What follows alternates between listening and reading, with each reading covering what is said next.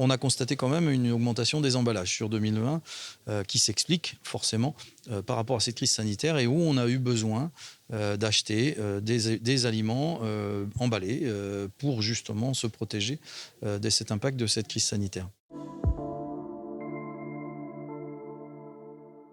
Le constat aujourd'hui, c'est qu'on a produit quand même beaucoup plus d'emballages. On est passé de 29 ou 30 kilos il y a quelques années à aujourd'hui 40 kilos d'emballage. Aujourd'hui, on constate quand même que les habitants achètent de plus en plus d'emballages. Mais on voit bien que c'est le volume qui pose des difficultés, c'est-à-dire que plus ça va, plus nos industriels produisent des emballages et plus les gens, pour s'alimenter, viennent acheter ces emballages. C'est la surconsommation ou la consommation qui fait qu'on consomme de plus en plus de produits avec des emballages et que derrière, il faut les traiter et qu'on est obligé de dimensionner des outils aujourd'hui importants pour les traiter. Donc, le dimensionnement d'un outil comme Vendétrie aujourd'hui, qui était à 34 000 tonnes d'emballage, on est déjà à 38 000 tonnes. Et si on se projette dans les 10 ans à venir, on risque d'être obligé de traiter 45 000 ou 50 000 tonnes d'emballage.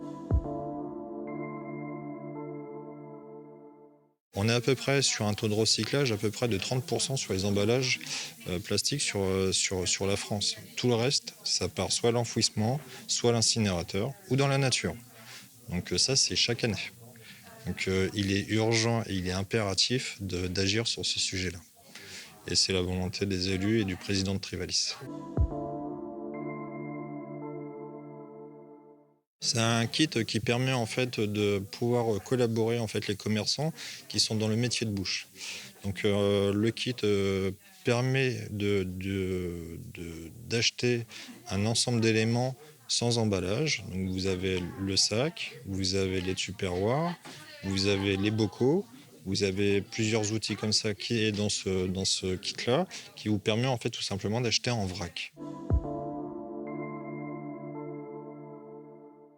On sait bien aujourd'hui que nos habitants vont vers les grandes surfaces et que ce n'est pas dans les grandes surfaces, même s'il y a du développement du vrac dans les grandes surfaces, mais on achète beaucoup d'emballages. Mais on voit bien aussi que la crise Covid, elle a apporté des changements de consommation et que nos habitants aujourd'hui vont aussi vers plus de proximité et sont sensibilisés au mieux manger, au mieux consommer. Et donc, si on veut continuer à les sensibiliser, c'est aussi de leur montrer que chez le commerçant proche, comme dans la grande surface, on a aussi possibilité d'avoir du vrac, on a aussi possibilité d'avoir son contenant. Et il faut surtout que les commerçants ou les personnes qui accueillent ces nouveaux modes de consommation puissent offrir cette possibilité.